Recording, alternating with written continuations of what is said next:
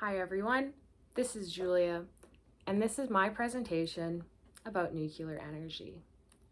And in this photo here, you can see a nuclear reactor, which you might or might not know what that is. We're going to talk about that more in just 1 second.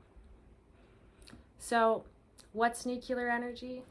There's a few key concepts and terms I want to go over that I think will help you understand my presentation better.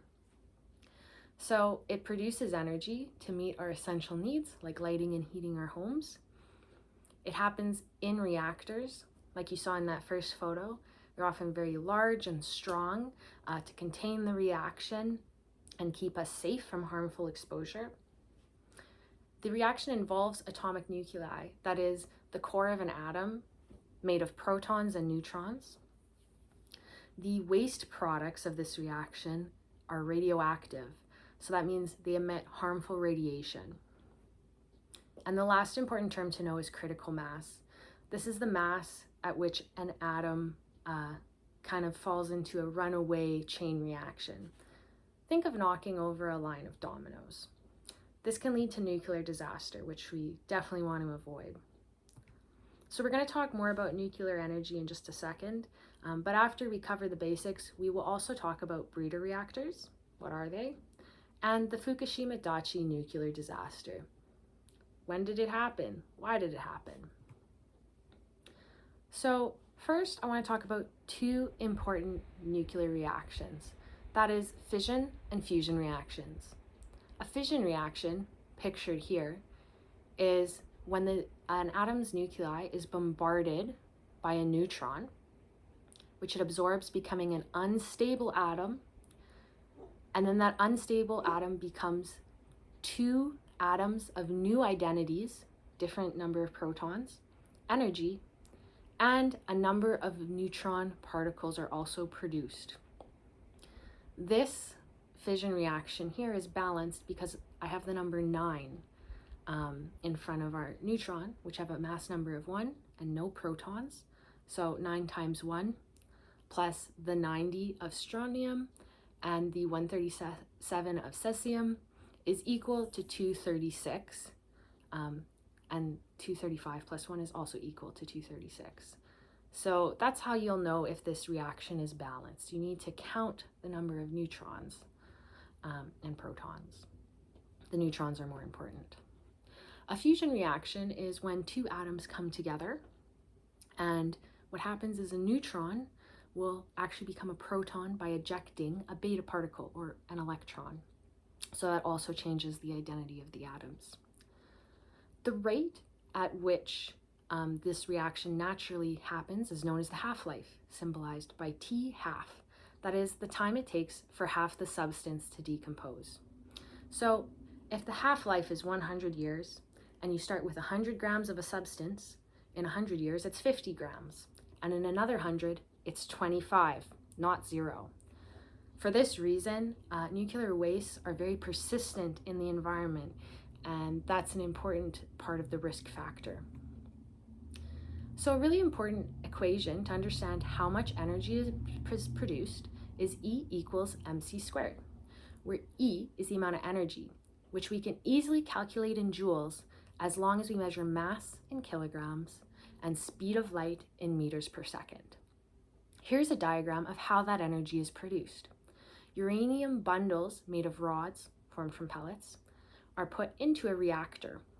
Within the reactor, it's much more complicated than this, but water is heated by this reaction, turning to steam, which then powers turbines, producing electricity. So the last thing I want to cover on just the basics is that there's a lot of socioeconomic and political implications of nuclear power. There's risk preference of a population, an economic term, and that means if the population is willing to accept a certain level of risk for the potential to have social and economic benefits. In this case, nuclear power is potentially cheap and efficient, but risk preference might be very risk adverse, such as if a nuclear disaster has already happened, even though there might be benefits associated with nuclear energy production, the population might not tolerate that. It's a politically divisive issue. Germany has been arguing for constitutional rights to produce nuclear energy since the Second World War. Manitoba had a citizen-formed group called No Nukes, which has been lobbying the government since the 80s to prevent us from implementing nuclear power here. And as well, there's international concerns. So different countries have different kinds of reactors, and all that needs to be governed by some common law. So we have the International Atomic Energy Agency, and they're responsible for creating and enforcing international law.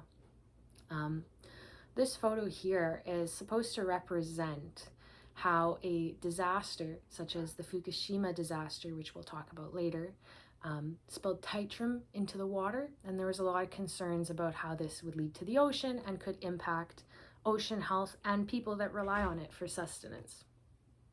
That brings us to topic 1, breeder reactors. So the first breeder reactor was made in the US in 1951. Experimental breeder reactors were then made by France, Great Britain, Japan, and the Soviet Union, but development and research slowed down, and France, for example, shut down their reactor in 1998. Today, only Russia, China, Japan, and India have breeder reactors that are functional. So what makes them different?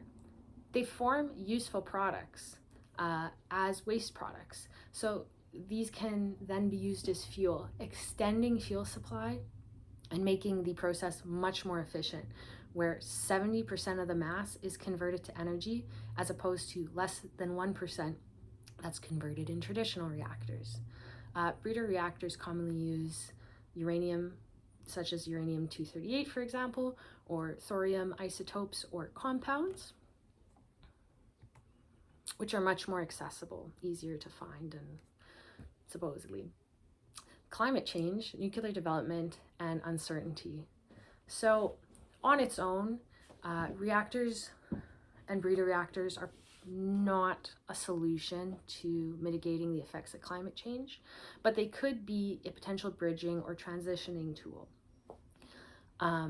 But when you take into account all the impacts and emissions from mining the materials, building the infrastructure, transporting materials, alone, they are not the answer to mitigating climate change.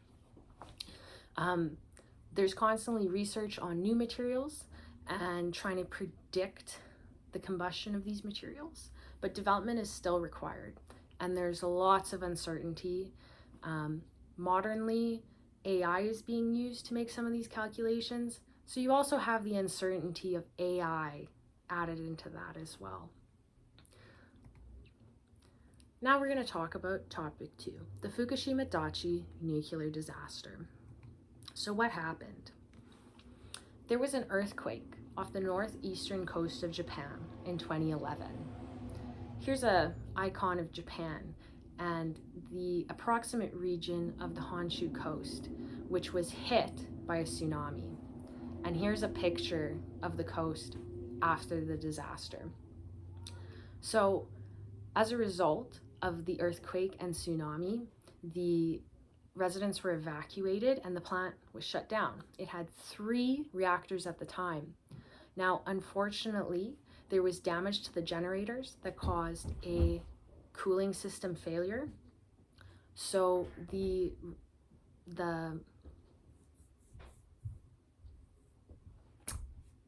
remaining fissionable material, the remaining fissionable material became very hot and caused a meltdown. And then there was a nuclear explosion, and tritium flooded into the environment and the waterways, and the population was exposed to dangerous nuclear radiation. Although usually associated with war disasters, the paper crane in Japan is a symbol of those survivors who are battling cancers due to radiation exposures. The survivors. So here we have Maki and Sora Yokota, a mother and son, as well as Ko Tanaka, 2 survivors whose testimonies and stories you can read about on the Canadian News Network. but many people were impacted by this and went through a lot of psychological trauma because they had lost their sense of safety after experiencing this disaster. Now, it wasn't just the immediate impacts of the nuclear disaster. There was also sort of secondary impacts, such as needing to evacuate people from hospitals, so treatment was postponed. Some of these patients did suffer increased morbidity and mortality because of the postponing of these treatments that were necessary. So there was impact to the population because of that. So it's not just if you have radiation or not, it's the type of crisis that this disaster would cause.